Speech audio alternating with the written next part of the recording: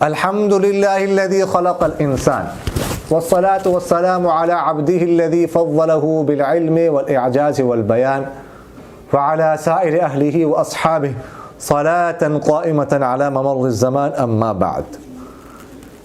فہمود بھائی نے سوال کیا ہے کہ کون سی الٹی سے روزہ فاسد ہوتا ہے اور کون سی الٹی سے روزہ فاسد نہیں ہوتا، اس کے بارے میں وضاحت کریں۔ الٹی جو ہوتی ہے اس کی ہم بنیادی جو ہے نا، بلکہ اس کی ہم 4 قسمیں کر سکتے ہیں، جن میں سے بعض سے روزہ فاسد ہوتا ہے اور بعض سے روزہ فاسد نہیں ہوتا۔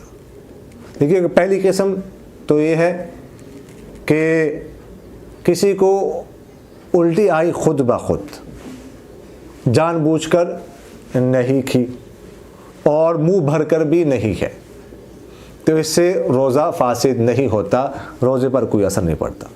دوسری قسم یہ ہے کسی کو الٹی آ گئی خود بخود، منہ بھر کر ہے لیکن خود بخود آئی ہے، قصداً نہیں کی، اس سے بھی روزہ فاسد نہیں ہوتا، روزے پر کوئی اثر نہیں پڑتا۔ تیسری قسم یہ ہے کہ کسی نے الٹی کی ہے، جان بوجھ کر کی ہے لیکن منہ بھر کر نہیں ہے، اس سے بھی روزہ فاسد نہیں ہوتا۔ چوتھی قسم یہ ہے کہ کسی نے خود الٹی کی ہے، قصداً، جان بوجھ کر اور منہ بھر کر کی ہے، تو یہ جو چوتھی قسم ہے اس سے روزہ فاسد ہو جاتا ہے۔ تو یہ ذہن میں رکھیے گا کہ ان 4 قسموں میں سے پہلی 3 قسموں سے روزہ فاسد نہیں ہوتا، روزہ نہیں ٹوٹتا، روزے پر کوئی اثر نہیں پڑتا۔ آخری جو قسم ہے اس سے روزہ فاسد ہو جاتا ہے، روزہ ٹوٹ جاتا ہے۔ ڈاکٹر اعجاز صاحب نے پوچھا ہے کہ روزے کی نیت بندہ کب تک کر سکتا ہے؟ روزے کی نیت انسان نصف النہار شریع تک کر سکتا ہے۔ اب نصف النہار شریع کیا ہے؟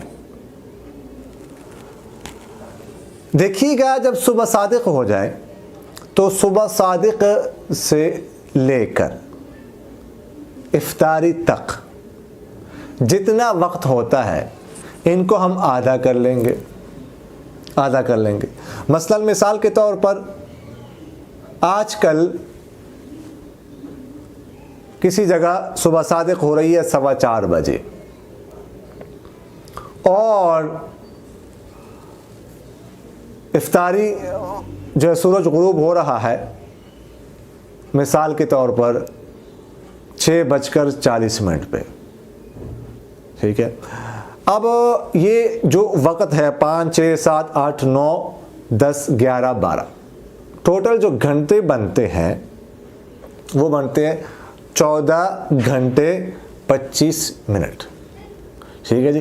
تو اب ان کو ہم آدھا کر لیں گے، 14 گھنٹے 25 منٹ کو ہم آدھا اگر کر لیتے ہیں تو آدھا جب ہم ان کو کریں گے تو کتنے ہو جائیں گے؟ 7 گھنٹے 12 منٹ 12 منٹ کر لو، 13 منٹ کر لو، 7 گھنٹے 13 منٹ۔ تو اب صبح صادق کے بعد جب 7 گھنٹے 13 منٹ ہو جائیں گے تو آدھا وقت جو ہو جائے گا، مثال کے طور پہ اگر آپ جو ہے نا وہ 4:15 سے ہم حساب کرتے ہیں، 5:15 6:15 7:15 8:15 9:15 10:15 11:15 اور 13 منٹ اور منٹ، یعنی 11:28 پہ یہ آدھا وقت ہوگا۔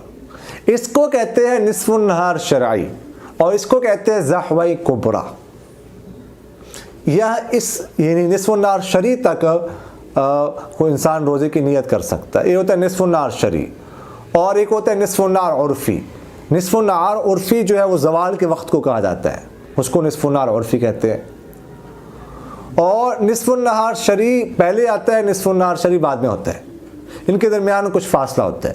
کتنا فاصلہ ہوتا ہے تو اس کے بارے میں علماء فرماتے، ماہرین فلکیات، کہ صبح صادق اور طلوع آفتاب کے درمیان جتنا وقت ہوتا ہے اس کو آدھا کریں گے تو یہ آدھا جو وقت ہے نصف النہار شرعی اور نصف النہار عرفی کے درمیان فیصلہ ہوتا ہے، یعنی یہ آدھے وقت پہلے نصف النہار شرعی ہو جاتا ہے، اس کے بعد نصف النہار عرفی ہوتا ہے۔ مثال کے طور پر اگر صبح صادق اور طلوع آفتاب کے درمیان 1.5 گھنٹے کا فاصلہ ہوتا ہے، ویسے عام طور پر بدلتا رہتا ہے، 1.5 گھنٹہ لگ بھگ آگے پیچھے ہوتا رہتا ہے۔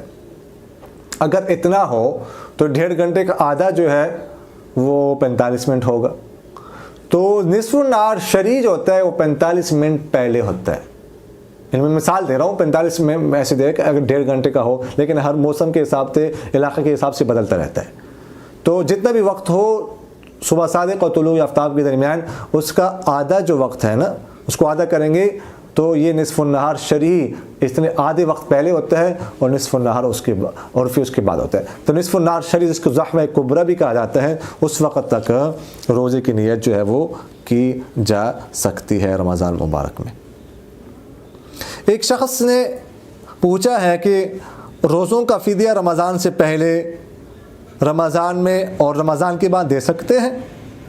روزوں کا فدیہ رمضان سے پہلے نہیں دینا چاہیے، رمضان میں بھی دے سکتے ہیں اور رمضان کے بعد بھی دے سکتے ہیں. رمضان سے پہلے جو ہے وہ راجح قول کے مطابق روزوں کا فدیہ نہیں دیا جا سکتا، لہذا رمضان یا رمضان کے بعد عید کے بعد جب چاہیں وہ دے سکتے ہیں، لیکن کوشش کرنی چاہیے کہ جلد از جلد جو ہے وہ روزوں کا فدیہ دیا جائے.